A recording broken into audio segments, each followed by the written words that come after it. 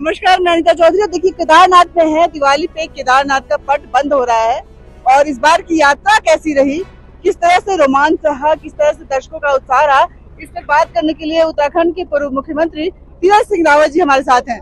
Sir, किस तरह से देख रहे हैं इस बार की यात्रा और सारी आपदाओं के बीच में व्यवस्था को? देखिए, इस समय की यात्रा प्रारंभ में तो बहुत अच्छा रहा है और लाखों की संख्या में लोग यहाँ दर्शन करने आए हैं।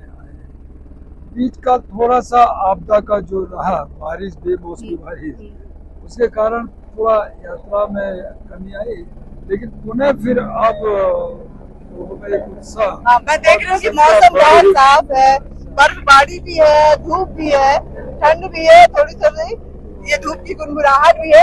ऐसे में भक्तों का उत्साह लग रहा है कि दर्शकों का, जो यात्री हैं, तीर्थयात्री हैं, उनका उत्साह बहुत ज्यादा है। निश्चित। और मैं सोचता हूँ जिस तरह के लोग दर्शनार्थी यहाँ टूट पड़ रहे हैं, हाँ। और यही है मौसम का, प्रकृति का भी आनंद साथ साथ, लेकिन भोलेनाथ की कृपा विशेषकर, और उसके दर्शन हेतु और उससे आशीर्वाद लेने के लिए लोग पूरे देश से आ रहे हैं। और निश्चित मेरा यह है कि उन सब लोग जो आ रहे हैं, भोले बाबा उन पे अपनी कृपा बनाए रखें और अपना आशीर्वाद बनाए रखें और उनकी मनोकामना। चार धाम यात्रा जो है तीरथ सिंह रावत जी, ये उत्तराखंड के लिए बेहद महत्वपूर्ण है, श्रद्धा के लिहाज से भी और पर्यटन, और अगर कहें तो आर्थिक रेवेन्यू के लिहाज से भी। लेकिन कुछ चीजें हैं जो श्रद्धा में जब पर्यटन घुलता है तो कुछ पिकनिक स्पॉट बनने की एक जो शिकायतें बार बार आ रही हैं कि उत्तराखंड की जो चार धाम यात्रा है, वो लोग जो तीर्थयात्री आते हैं वो पिकनिक की तरह उसको इस्तेमाल करना उसको लेना शुरू करें। इस पर कैसे आप देख रहे हैं कि किस तरह से होना चाहिए पूरी रूपरेखा?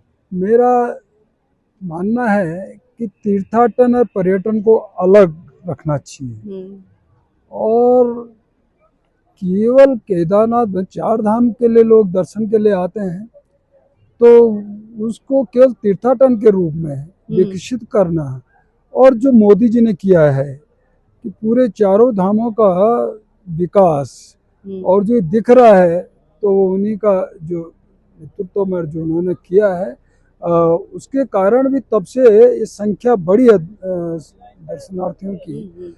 लेकिन पर्यटन जो आपने कहा कि उसको थोड़ा सा हम लोग अलग से, और ये मेरा भी मानना है, देखना चाहिए, क्योंकि फिर वो भाव नहीं रह जाता है, और जब वो सब चीजें रहती हैं तो फिर उसमें कई चीजें कमियां भी। एक अंतिम सवाल है, आजकल बड़ी शिकायतें आती हैं कि हिंदुओं का, सनातनियों का पर्यटन स्थल है, लेकिन वर्चस्व जो है वो अन्य पंथधारियों का, अन्य धर्म के लोगों का होता जा रहा है, और उनका यहाँ के व्यवसाय पे, जो पूजा पाठ का व्यवसाय है, उस पर कब्जा होता जा रहा है।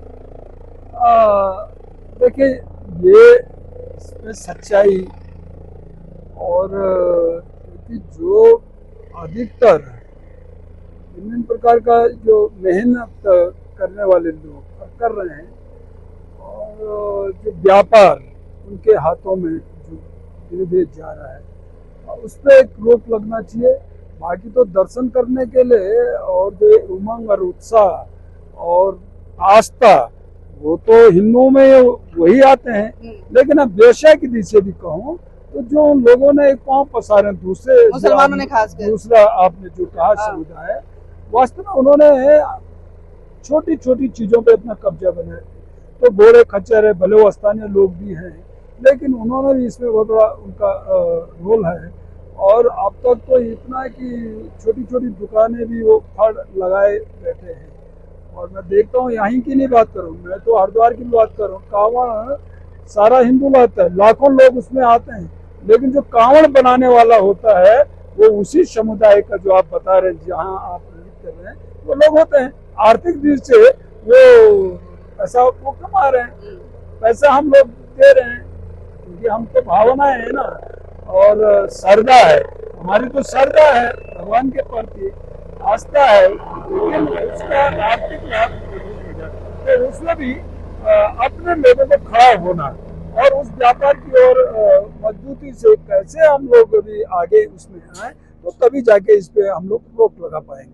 बहुत बहुत शुक्रिया आपका। तो ये हमारे साथ तीरथ सिंह रावत जी थे, और इन्होंने खुलकर हमसे बातें की इस बार की जो यात्रा है बड़ी ही अच्छी रही। बाकी जगह आस्था जो है वो अपने चरम पे रहा, प्राकृतिक आपदा आती रही, आस्था वालों की आस्था कहाँ डगमगाती है। जब बात भोलेनाथ की हो, जब बात विश्व की हो, जब बात हमारे सनातन धर्म की संस्कृति की हो, तो वहाँ पे आपदाएं आती रहती हैं और धर्म का जो प्रवाह है, जो आस्था का प्रवाह है, वो बहता रहता है। धन्यवाद। उत्तराखंड से, केदारनाथ से अनिता चौधरी, तीरथ सिंह रावत। धन्यवाद, बहुत धन्यवाद आपका। बहुत बहुत